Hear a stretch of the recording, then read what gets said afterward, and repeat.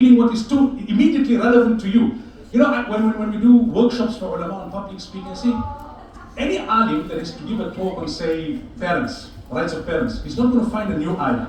He's not going to find a new hadith. So what will distinguish his talk from the average talk?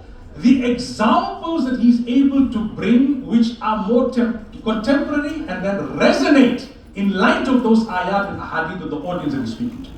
And those examples can't come if you live your life in a bubble and in a cocoon. When you have broad-based reading, when you know the lingo and the terminologies of others in every other profession.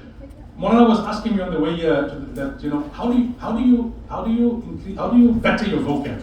So I told him, everybody says you must read, which is obvious, right?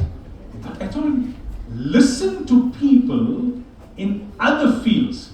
Ulama will inevitably end up using the same kind of terminologies in the English language when the subject matter is different and when the person's purpose is different. So if you listen to Piers Morgan and George Galloway, the topic is something totally different, right? But the manner in which they use certain words is where you'll be able to learn how to improve your vocabulary, because it's not a different field. But you must be willing to do that in order to upskill yourself. You have to be approachable. That's the second thing.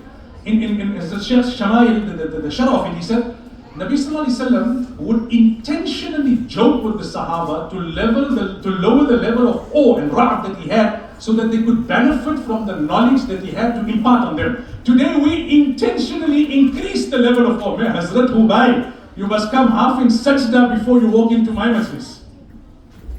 Nabi Sallallahu Alaihi Wasallam was intentionally lowering the level of awe, making jokes so that Sahaba could find him more approachable and he could deliver the message. Today, we want to distance ourselves more. Be approachable, but not to the point where you become a mere friend. And there isn't the distinction between an ordinary person and a scholar.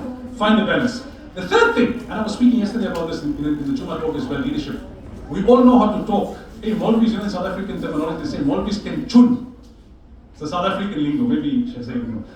But we can't listen. Hey, we're bad listeners. Ask our wives. How many times my wife has caught me up, she's talking, I mean, what I said? You think I don't know what you said? No, just tell me what I said. We only want to share our views. We don't want to understand somebody else's views.